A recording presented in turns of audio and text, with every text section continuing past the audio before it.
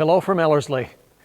Today I want to share with you a brief thought from God's Word to us and then give us a few updates about how we are working to keep us connected as a church family. I don't know how you're feeling today, but the most common response I've heard recently is something along the lines of, "It feels so surreal. I feel like I'm in a movie." Maybe that's what I remember hearing most because that describes best how I feel at the best of time. But listen to what God says through the prophet Isaiah in chapter 41, verse 10. "So, do not fear, for I am with you. Do not be dismayed, for I am your God. I will strengthen you and help you. I will uphold you with my righteous right hand." What does it tell us to do?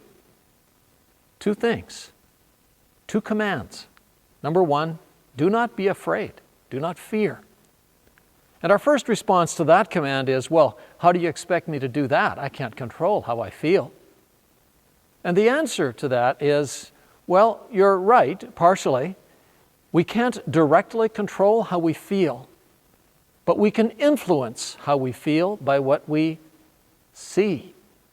And that's what the second command actually speaks to. It points to how we can get rid of fear by exposing why it is we become afraid. Fear takes over because of what we are seeing, or really because of what we are not seeing. Do not fear, do not be dismayed. A more literal translation of that word is, do not turn your gaze away. We are afraid, like Peter in the storm, when we take our eyes off God. Listen to the things Isaiah tells us just in the context surrounding these two commands that we will see when we live in reality, all of reality.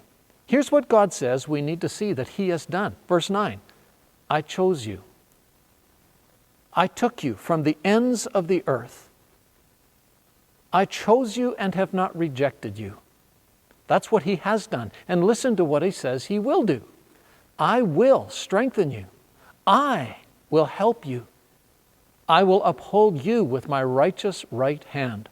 Folks, we don't know how our current situation will all roll out or how long it will take. But to paraphrase the words of Jesus, we don't have to be afraid of anything or anyone that can kill the body but cannot destroy the soul. We are in His hands. Underneath still are the everlasting arms. So let's keep our eyes on that ball, and fear will have no room to take over. Now let me update you on a few items.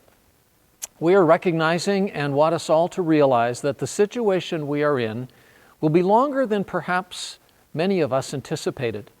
The separation and distancing mandate will almost certainly be in place for multiple months, probably more than just one or two. As a board and staff, two words are on the top of our minds, are big in our hearts, and the focus of our work these days. Number one, care. And number two, communicate. We want to help each other, keep in touch with each other, and care for each other. Those are the things that are consuming us. We want to emphasize the absolute importance of several things. Number one, wash your hands often. More often than we usually do. I am trying to make it a habit to wash or sanitize my hands every time I enter a main door. It's tough, but it's one behavior that will help. If you're in the seniors category, or if you are sick in any way, please stay home. Please avoid gathering in public. As of this week, we have canceled all public meetings at the church. And please keep yourself up to date with the Alberta government updates online. Regarding communication, we have set up a team who will call everyone that we know considers themselves to be part of our church family. Our team is making every effort to call everyone by the end of next week. If you do not get a call, it may be because we don't have your contact information. So would you use this as an opportunity to either call or email us your contact information so we can stay in touch?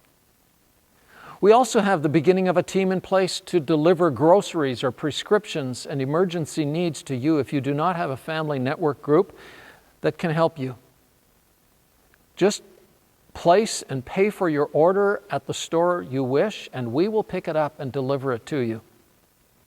Email erbc@erbc.ca or call the church office if you have a need, or even if you just wish to talk or have someone pray for you. Friends, this is a great opportunity for us to band together to bring the hope and love of Jesus alive in our networks, in our neighborhoods. If you would like to be part of a delivery team, a prayer team, or creating another kind of a service team, email us at erbc@erbc.ca. But most of all, remember God's word to you. So do not fear, for I am with you. Do not be dismayed. Do not let your gaze turn away, for I am your God. I will strengthen you and help you. I will uphold you with my righteous right hand. Let's let Jesus shine in our hearts and as we serve Him in our world together. God bless you.